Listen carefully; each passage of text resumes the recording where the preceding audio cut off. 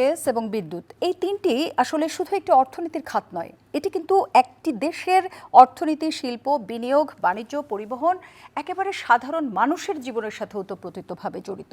আসলে তেল গ্যাস বিদ্যুতের ভবিষ্যৎটা কি আছে? এটা কি সংকটটা কি সাময়িক, নাকি এটি একটি দেশের জ্বালানি নিরাপত্তার জন্য একটি বড় ঝুঁকি হয়ে দাঁড়িয়েছে? আমরা দেখেছি যে একটি প্রতিবেদনে যে 29,600 মেগাওয়াটের কাছাকাছি বিদ্যুৎ উৎপাদনের সক্ষমতা থাকলেও এই মুহূর্তে 42% মাত্র উৎপাদিত করা যাচ্ছে। কারণ হচ্ছে, এটার পেছনের কারণটা হচ্ছে সক্ষমতা শুধু এবং কাঁচামালের অপ্রতুলতা। এই সব কিছু মিলিয়েই কিন্তু একটি দেশের সব কিছু নির্ভর করে। আমরা সেই ব্যাপারগুলোই বোঝার চেষ্টা করব। সবাইকে আমন্ত্রণ জানাচ্ছি চ্যানেল আই রাউন্ড টেবিলে, powered by NRBC bank PLC. আমরা আজকে আসলে বোঝার চেষ্টা করব তেল, গ্যাস এবং বিদ্যুৎ এর ভবিষ্যৎটা আসলে কোথায় আছে। আর এর জন্য আমরা স্টুডিওতে আজকে আমন্ত্রণ জানিয়েছি ডক্টর মোহাম্মদ আব্দুল মজিদকে, সাবেক চেয়ারম্যান জাতীয় রাজস্ব বোর্ডের। এছাড়া আমাদের সাথে আছেন মোল্লা আমজাদ হোসেন, সম্পাদক এনার্জি অ্যান্ড পাওয়ারের, এবং আমাদের সাথে আছেন Arafatur Rahman apple, vice president Bangladesh Malaysia chamber of commerce and industries. আমি প্রথমে কথা না বাড়িয়ে ডক্টর মোহাম্মদ আব্দুল মজিদ আপনার কাছেই চলে যেতে চাই। বাংলাদেশের এই জ্বালানির সংকট, এটা কি শুধুমাত্র এনার্জি সেক্টরের সমস্যা হিসেবেই দেখবেন, নাকি এটি আসলে সরাসরি দেশের অর্থনৈতিক একটা স্থিতিশীলতারও প্রশ্ন দাঁড়িয়েছে? কারণ বিশ্বব্যাংক বলছে যে বৈশ্বিক জ্বালানি বাজারের অস্থিরতা বাংলাদেশের বৈদেশিক মুদ্রার রিজার্ভ এবং সরকারি অর্থের উপরও চাপ তৈরি করছে। জ্বালানিটা শুধু জ্বালানির সমস্যা না, বা অর্থনীতির একটা খাতের সমস্যা না। আমরা সিম্পলি বলি, যদি বিদ্যুৎ না থাকে তাহলে অনেকগুলো জিনিস কিন্তু আটকে যাবে, এবং যাওয়াতে এর সাথে উৎপাদনের সক্ষমতা, এর সাথে বিপণনের সমস্যা, নানান ধরনের সমস্যা একসাথে আছে আর কি। এবং তেল, গ্যাস এবং বিদ্যুৎ এই বিষয়টি আজকের না, এটা বহুদিনের। ইভেন আমরা একটু যদি 1973 সালের দিকে যাই, যে অয়েল শক হয়েছিল আরব ইসরায়েল যুদ্ধের সেই সময়ের, সেই ধাক্কায় কিন্তু 1974 সালে আমাদের অর্থনীতি একটি প্রচণ্ড একটি মারপ্যাচের ভিতরে পড়ে গিয়েছিল, এবং এটা দুর্ভিক্ষ এবং আরও অন্যান্য ধরনের আনম্যানেজেবল বেশ কিছু বিষয় ঘটে গিয়েছিল। অর্থাৎ তেল, গ্যাস, বিদ্যুৎ, এখানে যদি কোনো প্রকার কোনো জটিলতা বা কিছু যদি সৃষ্টি হয়, এটার কিন্তু ক্রাউডিং ইফেক্ট যেটা বলে, ইভেনচুয়াল ইফেক্ট কিন্তু অর্থনীতির, আর ইভেন রাজনৈতিক অর্থনীতিরও খাতকে বিশেষভাবে আঘাতপ্রাপ্ত করে আর কি। তো সুতরাং এখানে হিসাব কিতাবটা খুব ক্লিয়ার থাকা দরকার। আর সাধারণত 3 মাসের একটা জ্বালানি নিরাপত্তা বা জ্বালানির একটা স্টক, এই ব্যাপারটা সবসময়, যেমন আমরা বলে থাকি যে আমাদের আমদানি বাণিজ্যের মিনিমাম 3 মাসের আমার রিজার্ভ থাকতে হয়, নইলে কিন্তু আমদানি বাণিজ্য বা রপ্তানি করা যায় না, এবং তখন ওটাকে আমার ক্রেডিবিলিটি নাই বলে ধরে নেওয়া হয়। মিনিমাম 3 মাসের রপ্তানির বিল, আমদানির বিল পে করার মতন সক্ষমতা যদি আমার রিজার্ভের না থাকে, তাহলে আমার ক্রেডিবিলিটি থাকে না। এখানে বিদ্যুৎ, গ্যাস এর ক্ষেত্রেও তাই। এটা এমন একটি পরিপূরক শক্তি যেটা মিনিমাম 3 মাসের একটা সক্ষমতা বা কি বলে স্টক বা সক্ষমতা থাকতে হয়। আমাদের এখন এই মুহূর্তে চেষ্টা চলছে আপাতত 1 মাসের, কিন্তু 1 মাস তো এটা কিন্তু টেনশন বাড়ায়। মানুষের টেনশন বাড়লে, যেমন ধরেন আপনার শরীরের একটা জায়গায় হয়তো বিশেষ অসুবিধা আছে, সেটাকে আপনি আঞ্চলিকভাবে, স্থানীয়ভাবে শেষ করতে পারেন।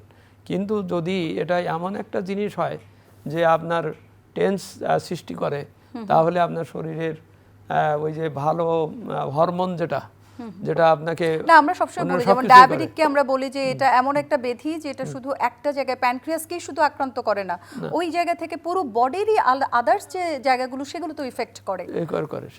সেটাই বুঝাতে চাচ্ছি। একই সাথে আমি ডায়াবেটিসের সাথেও আপনি যেটা একটু বললেন, এটাও তাই, কিন্তু ইট might B A silent killer. হ্যাঁ, আপনি দেখছেন আপনার রক্তে ব্লাড প্রেশার, কি বলে ব্লাড সুগার মোটামুটি ঠিক আছে, কিন্তু তারপরও এটা আপনাকে কিন্তু ভিতরে খেয়ে ফেলে। এটা যদিও এটা কাজ হচ্ছে প্যানক্রিয়াসে, বাট এটা প্যানক্রিয়াস না, শরীরের অঙ্গ প্রত্যঙ্গগুলো অন্যগুলোকেও আস্তে আস্তে ধীরে ধীরে এগুলোকে অকার্যকর করে দেয়। আমি আবার আসবো আপনার কাছে, মোল্লা আমজাদ, আপনার কাছে একটু জানতে চাইবো, তাহলে এই যে বর্তমান গ্যাসের যে সংকট, সেটাকে কি আপনি সাময়িক একটি সংকট মনে করছেন, নাকি এটা বাংলাদেশের আসলে জ্বালানি ব্যবস্থার জন্য যে কাঠামোগত দুর্বলতা সেটারই প্রকাশ? এই উত্তর কিন্তু সহজভাবে দেয়া যাবে না। যেটা মজিদ ভাই বলছিলেন যে 73-এর অয়েল শক, বাংলাদেশকে এই বাংলাদেশ স্বাধীন বাংলাদেশের এই পুরো সময়কালকে যদি আপনি ভাগ করেন, তার মধ্যে বাংলাদেশের জ্বালানি এবং বিদ্যুৎ খাতের উন্নয়ন অর্থনীতির বিষয়কে বিবেচনায় রেখে শুধু দুইটা সময়কালে, মানে তিনটা সময়কালে সঠিকভাবে হয়েছে। একটা হচ্ছে ৭২ থেকে ৮০, যেটা বঙ্গবন্ধু শুরু করেছিলেন, যেটা জিয়াউর রহমানের হাতে শেষ হয়েছে, এবং ৯১ থেকে ৯৬ আমাদের প্রথম মহিলা প্রধানমন্ত্রী বেগম খালেদা জিয়া এবং পরবর্তী প্রধানমন্ত্রী শেখ হাসিনার হাতে, এবং যেটা লং টার্ম একটা কেয়ারটেকার গভর্নমেন্ট ছিলেন, যেটা ২০০৭-৮। এই সময় ছাড়া অন্য সময়গুলো নিয়ে সমন্বিত উন্নয়ন হয়নি। যেমন ধরেন এই গত ১৬ বছরে বিদ্যুতের উৎপাদন ক্ষমতা ৪,৫০০ মেগাওয়াট থেকে ৫,০০০ মেগাওয়াট থেকে আজকের গ্রিড কানেক্টেড যে ক্যাপাসিটি ২৮,৫০০-র মতন হয়েছে। কিন্তু এটার সাথে এই বিদ্যুৎ কেন্দ্রগুলো কি দিয়ে চলবে, এই বিদ্যুৎ সঞ্চালন করা কিভাবে হবে, এই সব বিষয়গুলো কিন্তু সমন্বিতভাবে উন্নয়ন করা হয়নি। সেটাই বলছিলাম যে আচ্ছা, কাঁচামাল, প্রয়োজনীয় কাঁচামাল না থাকলে তো আমি সক্ষমতা থেকে শেষ কোনো করে লাভ নিই। হবে না। হয়নি। আওয়ামী লীগ ক্ষমতা থেকে চলে যাওয়ার আগে তারা কিন্তু এই বিষয়টা রিয়ালাইজ করেছিল, করার কারণে ২০২২ সাল থেকে কিন্তু উদ্যোগ গ্রহণ করেছিল। এলএনজি আমদানির জন্য ইনফ্রাস্ট্রাকচার বাড়ানোর জন্য তৃতীয় এফএসআরইউ স্থাপনে সামিট গ্রুপের সাথে চুক্তি করেছিল। এক্সিলারেট এনার্জি এবং সামিট এনার্জির সাথে, সামিট এলএনজির সাথে লং টার্ম এলএনজি সাপ্লাইয়ের জন্য চুক্তি করেছিল। এক্সিলারেটের সাথে চতুর্থ এলএনজি টার্মিনাল স্থাপনের জন্য টার্মশিট সাইন করেছিল।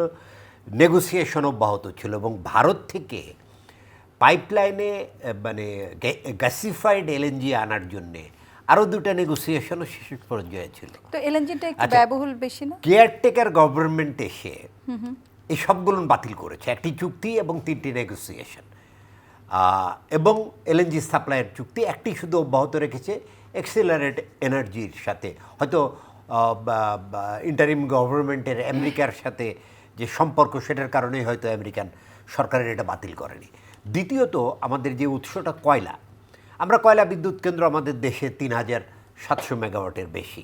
একমাত্র বড়পুকুরে যে বিদ্যুৎ কেন্দ্র, সেখানটায় ধুকে ধুকে চলছে নিজস্ব কয়লা দিয়ে, বাকিটা আমদানি নির্ভর। কিন্তু এই কয়লা আমদানির জন্য যে ইনফ্রাস্ট্রাকচার তৈরি করা দরকার ছিল সেটা নাই, যার কারণে আমাদের কয়লা আমদানি খরচ অনেক বেশি।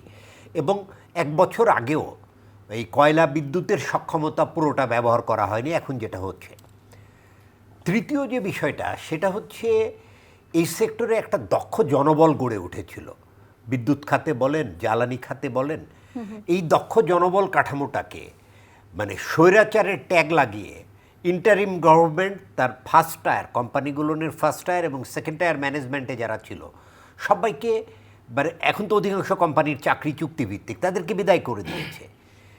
বিএনপি সরকার দায়িত্ব নেয়ার পর 10 দিনের মাথায় মানে মধ্যপ্রাচ্যের যে সংকট শুরু হলো, ইসরায়েল এবং যুক্ত রাজ্য বা রাষ্ট্র যে আক্রমণ করলো ইরানের উপর, এর কারণে যে ওয়েল শক তৈরি হলো, হয়তো এটা সামাল দিতে গিয়ে এই ব্যবস্থাপনা রিঅর্গানাইজড করার সুযোগটা পাননি, অথবা এটার কথা ভাবেননি। তারা ভেবেছিলেন যে যেহেতু পতিত আওয়ামী লীগ সরকারের ব্যবস্থাপনা পরিবর্তন করেছে ইন্টারিম গভর্নমেন্ট, তাহলে যেভাবে সাজিয়ে গেছে সেই ব্যবস্থাপনা দিয়ে আজকে যে সংকটের চেহারা আপনি দেখছেন, অবশ্যই আমার প্রাথমিক জ্বালানির সংকট আছে, আমি চাইলেও টাকা থাকলে, আপনি বললেন এলএনজি ব্যয়বহুল, আপনার কোনটা দরকার, ব্যয়বহুল জ্বালানি নাকি লোডশেডিং নাকি শিল্প বন্ধ রাখা? এই মুহূর্তে অবশ্যই আমি চাইবো না আমাদের শিল্প কারখানা বন্ধ থাকুক, মানুষ এই সাফার করুক। অবশ্যই এই জায়গা থেকে উত্তরণটাই হবে আমাদের এই মুহূর্তে।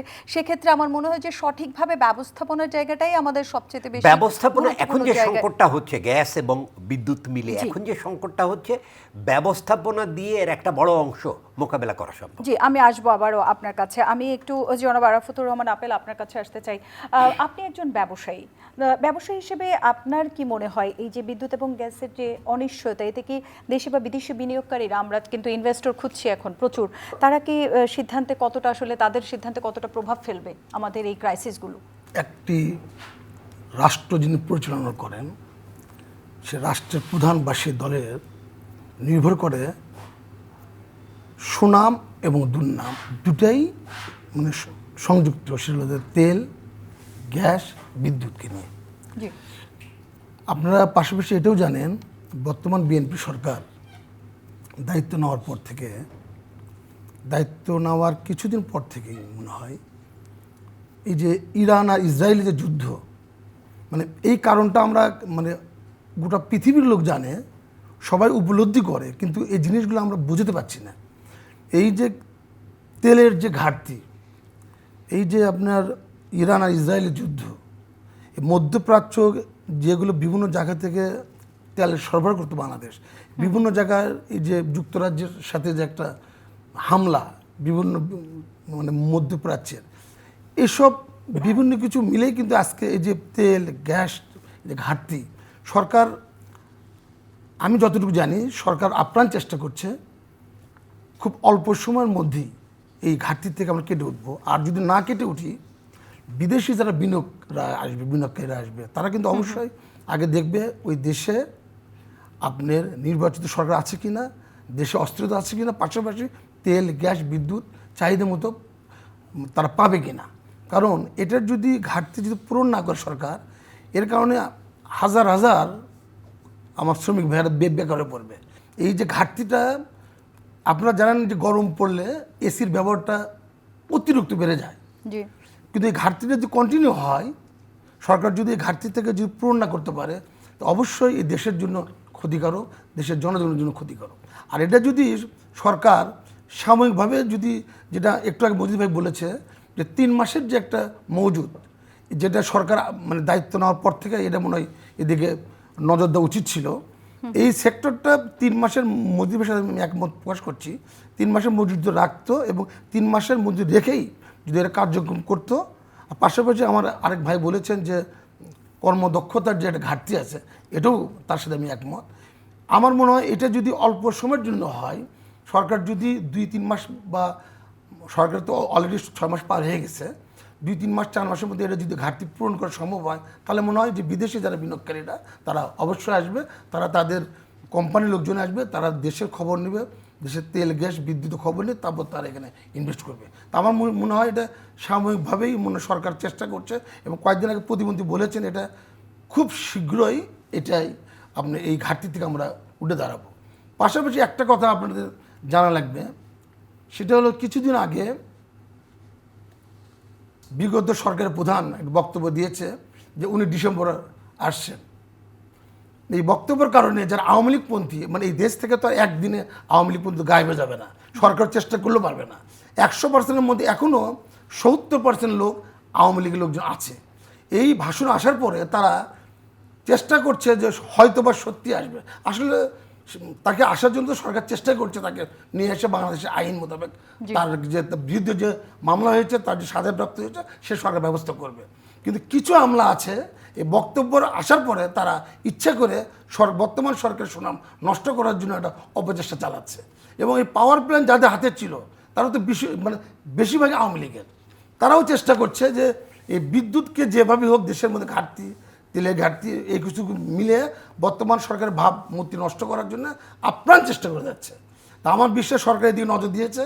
আমার বিশ্বাস খুব তাড়াতাড়ি এখান থেকে সরকার এই তেল, গ্যাসের, বিদ্যুতের ঘাটতি এখান থেকে পূরণ করবে। কারণ সরকারের সাথে সুনাম এবং দুর্নাম এই তেল, গ্যাস সাথে জড়িত, সরাসরি। কোনো সরকারই চাবে না যে আমার অন্যান্য সাইড ভালো রেখে যেটার উপর সরকারের ভাবমূর্তি সুনামও হবে বা দুর্নাম হবে নষ্ট করবে, সরকার চাবে না। সরকার আপ্রাণ চেষ্টা করছেন। আমার মনে হয় এটা খুব তাড়াতাড়ি সরকার এখান থেকে ইনশাল্লাহ বাংলাদেশের জনগণের যে চাহিদা, বিদ্যুতের যে চাহিদা, এখন যে ঘাটতি আছে, আমার মনে হয় এই ঘাটতি থেকে আমরা ইনশাল্লাহ রেহাই পাবো। সরকারও চেষ্টা করছে। জি, আমি আসবো আপনার কাছে। আমি একটু ডক্টর মোহাম্মদ আব্দুল মজিদ আপনার কাছে জানতে চাইবো, যেমনটি বলছিলেন আমজাদ সাহেব, যে এই ক্ষেত্রে আমি জানতে চাইবো আসলে এই জ্বালানি সংকটের সমাধানটা কিভাবে, নতুন টাকা খরচ করে সিএনজি আমদানি করা, নাকি অন্য কোনো অপচয় কমানো, কিভাবে এটা গুরুত্বপূর্ণ আসলে একটা ভূমিকা রাখতে পারে? আমি মনে করি দুইটাই।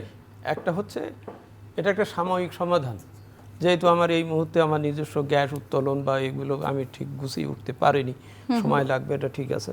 সেই জন্যে এনএলজির উপরে নির্ভরশীলতা আজীবন থাকা কিন্তু মোটেই ঠিক না, এবং এটা ঠিক নাও কোনোভাবেই। যেটা হচ্ছে যে আমি স্বয়ংবর হওয়ার আগে আমার চলার জন্যে আমার আপাতত এটাই, আমি এই জন্যই মনে করি যে 2019 সালে এবং 2021 সালে ব্রুনাইয়ের সাথে আমাদের তৎকালীন সরকার প্রধানের যে সফর হয়েছিল, সেখানে কিন্তু আমাদের দুইটা এগ্রিমেন্ট, মানে কি বলে, দুই সরকার যখন একসাথে দাঁড়িয়ে যেটা বলে মেমোরেন্ডাম অফ আন্ডারস্ট্যান্ডিং টাইপের, যেটা সেখানে কিন্তু তারা অফার দিয়েছিল, এবং ওইটা যদি আমরা ফলো আপ করতাম বা করি, তাহলে আমার এই হরমুজ প্রণালীর সমস্যা বা এইসব সমস্যাগুলো থাকে না। এতদিনে আমার একটা কিছু করা উচিত ছিল। সুতরাং মেন বিষয়টা হচ্ছে আমার একটা স্বল্পমেয়াদী, মধ্যমেয়াদী এবং দীর্ঘমেয়াদী পরিকল্পনা খুব কঠোরভাবে নিয়ে এগোতে হবে। স্বল্পমেয়াদী হতে পারে এই যে এই মুহূর্তে আমার আপাতত এলএনজি এনে আমাকে সামালটা দিতে হবে, এইটা দেওয়ার, কিন্তু সাথে সাথে আমার মধ্যমেয়াদী এটা হতে যে আমার যে নিজস্ব যে, যেমন ভোলার গ্যাস আমরা বারবার মনে হচ্ছে নেগলেক্ট করে গেছি, দেরি হয়ে গেছে। ভাই যেটা বললেন বড় পুকুরিয়ার, এইসবগুলোতে আমার খুব অগৌণে ভালোভাবে নজর দিতে হবে, দিয়ে বা আমাদের রূপপুরের ওখান থেকে উৎপাদনটা যাতে ঠিক মতো না আসে সেটা দেখতে হবে। বাট অল দিজ আর স্বল্পমেয়াদী। মধ্য এবং দীর্ঘমেয়াদীর কাজ হচ্ছে আমাকে নিজস্ব যা সম্পদ আছে এবং সহজে আমি আনতে পারবো, ওই কোনো বহিরঙ্গের কোনো সমস্যার দ্বারা হবে না। হয়তো কোরিয়ার সাথে একটা যুদ্ধ হয়তো ভবিষ্যতে হতে পারে, যে তখন হয়তো ব্রুনাইয়ের একটা হতে পারে। আমাদের মাননীয় প্রধানমন্ত্রী যেটা মালয়েশিয়াতে যেও যেভাবে, উনি তো মালয়েশিয়ান চেম্বারের আছেন, সেখান থেকেও কিন্তু একটা আমরা আলাদাভাবে একটা অ্যারেঞ্জমেন্ট বা প্যাচ আপ আমরা করার চেষ্টা করছি বা করা উচিত বাংলাদেশের। তা সুতরাং এলএনজির উপরে এই নির্ভর বহুদিনের করার এটা যৌক্তিকতা তো নাই, বরং এটা শুধু একটা সাময়িক অবস্থা মেটানোর জন্যে, কারণ যেহেতু আমার কাছে সবে নেই। আর আমি একটা, জালাল ভাই আর একটা কথা বলেছেন, এটা ঠিক, আমরা জানতাম বা জানিও যে আমার বিদ্যুৎ উৎপাদনের ক্ষমতা কিন্তু মোটামুটি পিকে পৌঁছে গিয়েছিল এবং করছিল, কিন্তু বিদ্যুৎ এমন একটা জিনিস যে আমি ফ্রিজে রেখে দেবো তারপরে পরে ব্যবহার করব, এটা না। ওটা যদি আপনি ব্যবহার না করেন তাহলে আপনার ওই উৎপাদন খরচটাও গোল্লাই গেল, আপনি কাজ করতে পারলেন না। অর্থাৎ আমার সঞ্চালনের, আমার এইটা ডিস্ট্রিবিউশনের, আমার এই যে নেটওয়ার্কটা, ওই যে উনি লোকবলের কথা বললেন, যে সিস্টেম যতই যেভাবে হোক তারা একভাবে গড়ে উঠছে, সেইটাকে আমি হঠাৎ করে থামিয়ে দিয়ে নাটকীয় কোনো উন্নতি করবার সম্ভাবনা কিন্তু নাই। মোল্লা আমজাদ, এবার একটু আপনার কাছে আসি। আমরা কি দেশীয় গ্যাসের অনুসন্ধানে যথেষ্ট বিনিয়োগ বা সময় এই জায়গাটা দিতে পারছি না? কুইক ফিক্স এনার্জি সেক্টরে কিন্তু দ্রুত, এই আজকের যে সংকট, এখান থেকে কিন্তু দ্রুত বেরোনোর কোনো সুযোগ নাই, কোনো সুযোগ নাই। তবে একটু রিলিফ হবে, তার কারণ এটা আজকে 22 তারিখ আগস্টের, সেপ্টেম্বরের মানে থার্ড উইক থেকে মানে বিদ্যুতের চাহিদা কমতে শুরু করবে, কারণ আমাদের মানে মৌসুমগত কারণে, আবহাওয়াগত কারণে আমি বললাম হয়তো সরকার খানিকটা রিলিফ এখানে পাবে। দ্বিতীয় বিষয় দ্বিমত যেটা করতে চাই, আমরা হয়তো আমাদের আমদানি বিলম্বিত করতে পারবো, কিন্তু আমদানি থেকে বেরিয়ে আসতে পারবো না। এখন আমাদের আমদানি নির্ভরতা প্রায় 62.5%। 24-25 অর্থ বছরে আমরা আমদানির জন্য, শুধু আমদানির জন্য ব্যয় করেছি $13.2 বিলিয়ন। আর ওই বছরেই মানে জ্বালানি খাতের ঋণ রিপেমেন্ট করার জন্য ব্যয় করেছি $7 বিলিয়ন, মানে $20.2 বিলিয়ন আমরা 24-25-এ খরচ করেছি জ্বালানি পারপাসে। জি। আর আপনি যে আমদানির হিসাবটা দিলেন সেটা কি বিদ্যুতের জন্য না সব ওভারঅল? বিদ্যুৎ জ্বালানি সব মিলিয়ে। জি। পরের বছর এই শুধু জ্বালানি আমদানি ব্যয় $20 বিলিয়ন হওয়ার কথা ছিল, কিন্তু এই শেষ 3 মাসে জানেন সংসদে অর্থমন্ত্রী বলেছেন যে $3 বিলিয়ন বাড়তি লেগেছে। এটার কারণে এটা প্রায় $23 বিলিয়ন পৌঁছে গেছে। আমরা 20 মিলিয়ন টন কয়লা গত বছর আমদানি করেছি, এটার জন্য ব্যয় করেছি প্রায় $1.4 বিলিয়ন। তো আমরা কয়লার বিকল্প আমাদের নিজেদেরটা ভাবতে হবে, রেজাল্ট পেতে কিন্তু কমপক্ষে 3 বছর লাগবে। গ্যাসের যে ব্যাপারটা বললেন, আমাদের কিন্তু অনেক গ্যাস নাই, স্থলভাগে গ্যাস আছে, সাগরে আছে। সাগরে গ্যাস অনুসন্ধানের উদ্যোগ নেওয়া হয়েছিল, কিন্তু অন্তর্বর্তীকালীন সরকারের উপর বিনিয়োগকারীরা অনাস্থা জানিয়ে কেউ প্রস্তাব দেয়নি। এই সরকার আবার বিড আহ্বান করেছে নভেম্বরে ক্লোজিং, কিন্তু এটার জন্য যে প্রস্তুতি আমার মনে হয় ঘাটতি আছে, কারণ পেট্রোবাংলা যেটা এটার ফোকাল পয়েন্ট, তার 3 মাস ধরে কোনো মানে তাহলে আমরা কি chairman নাই। বলতে পারি যে বিদ্যুৎ আর কেন্দ্রের নিজের সক্ষমতা উদ্যোগে, আছে আমি বলে কিন্তু নিই, জ্বালানি নেই নিজের এবং এটা উদ্যোগে যে গ্যাস অনুসন্ধান করা হচ্ছে সেটা থেকে কিন্তু ফল আসেনি। আর কুইক রেজাল্ট পাওয়ার জন্য ভোলার পাইপলাইনের কাজ আজকে আর একদিন সময় নষ্ট না করে শুরু করা উচিত। আমার কয়লা তুলতে হবে, জি। আমার নিজস্ব গ্যাস অনুসন্ধান করতে হবে নিজস্ব উদ্যোগে এবং বিদেশি বিনিয়োগে, আমার রিনিউয়েবল এক্সপানশন করতে হবে। এটাতে এই সরকার ফার্স্ট আছে, ইতিমধ্যে তার 2030 পর্যন্ত পরিচালনা করতে হবে। চতুর্থত যেটা করতে হবে, আমার এফিশিয়েন্ট ইউজ নিশ্চিত করে আমার জ্বালানির ব্যবহার কমিয়ে আনা।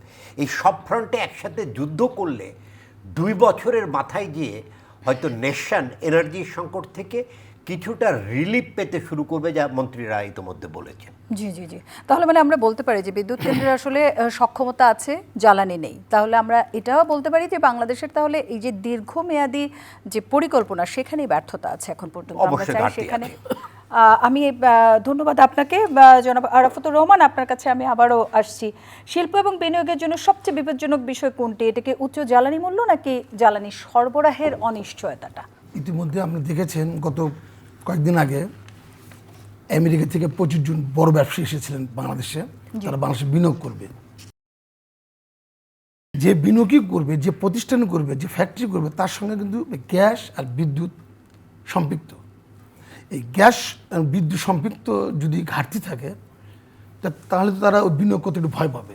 জি, আবার পাশাপাশি এটাও বলতে হবে যে ভাই যেটা বললেন, অলরেডি বর্তমান সরকার প্রধান মাননীয় প্রধানমন্ত্রী জনাব তারেক রহমান উনি বিদেশি যারা বিনিয়োগকারী তাদেরকে প্রস্তাব দিয়েছেন, তোমরা আসো আমার দেশে, আমার দেশে যে খনিজ সম্পদগুলো আছে, বিশেষ করে গ্যাস, কয়লা, যে খনিজ সম্পদগুলো আছে, তোমরা এসে ইনভেস্ট করে এগুলো উত্তোলন করো, তোমরাও বেনিফিট হও, আমার দেশকেও তোমরা ডেভেলপ করো। আপনারা জানেন অলরেডি মাননীয় প্রধানমন্ত্রী কিছুদিন আগে চিটাঙে গিয়েছিলেন কয়েকটা আপনি উদ্বোধন করার জন্য, আপনারা জানেন। জি, তো সরকার তো আপ্রাণ চেষ্টা করে যাচ্ছে। আর এইটা এমন একটা সেক্টর যে 7 দিন 10 দিন 15 দিনের মধ্যে এটা ভালো করতে পারবেন না। তা আমার বিশ্বাস সরকার এটাকে ভালোভাবে মনিটরিং যেটা করার কথা, আমার মনে হয় এই মনিটরিংয়ে কোথাও কোনো ঘাটতি আছে। কারণ এই মনিটরিং ঠিক মতো করলে এই যে বিদ্যুতের এত বড় ঘাটতি হওয়ার কথা না। ঘাটতি আছে, প্রতিদিন আমরা দেখি 3000, 3500 বা 2000 এরকম ঘাটতি। কিন্তু আগে তো ঘাটতি ছিল আপনার ধর 500, 800 বা 1000 মেগাওয়াট বিদ্যুৎ ঘাটতি ছিল। কিন্তু এটা কি দিন দিন বাড়ছে। এটার আপনার তদারকি মনিটরিং সেলটা রাখা লাগবে এবং মাননীয় প্রধানমন্ত্রীকে প্রতিদিনই আমার মনে হয় অবহিত করে। কিন্তু এটাকে আসলেই যারা অবহিত করে তারা কি জেনুইন কথাগুলো, জেনুইন অবস্থানগুলো কি মাননীয় প্রধানমন্ত্রীর কাছে তুলে ধরে, নাকি তাকে খুশি করার জন্য তার লোকজন যে তাকে হয়তো মানে ভিন্ন রূপে বাংলাদেশের বর্তমান যে অবস্থা, প্রেক্ষাপট, বিদ্যুৎ, জ্বালানি, তেলের, এটা বলে।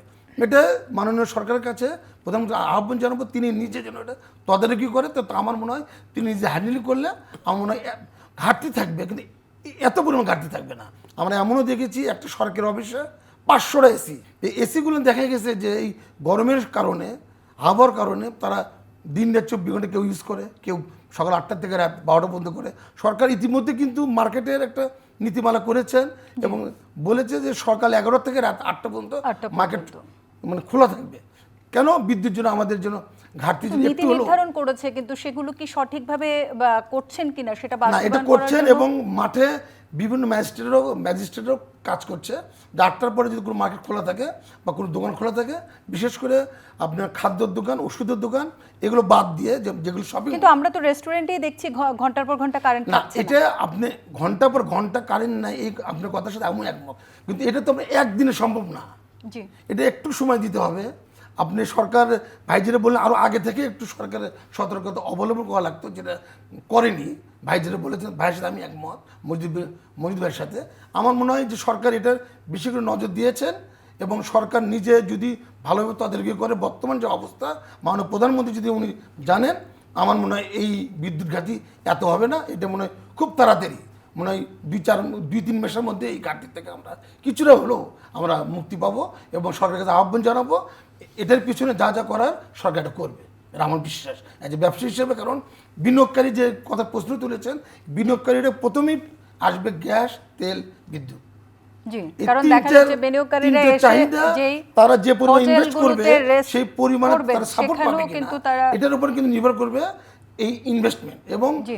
বর্তমান সরকার উনি কিন্তু বলেছে আপনারা আসেন, যা যা সহযোগিতা করার দরকার আমরা করব, কিন্তু এই করার সাথে যেন বাস্তবায়ন মিল থাকে, এটাই আমি সরকারের কাছে আহ্বান জানাবো। ধন্যবাদ আপনাদের সবাইকে সাথে থাকার জন্য এবং দর্শক মণ্ডলী আপনাদেরকেও অসংখ্য ধন্যবাদ চ্যানেলের সাথে থাকার জন্য।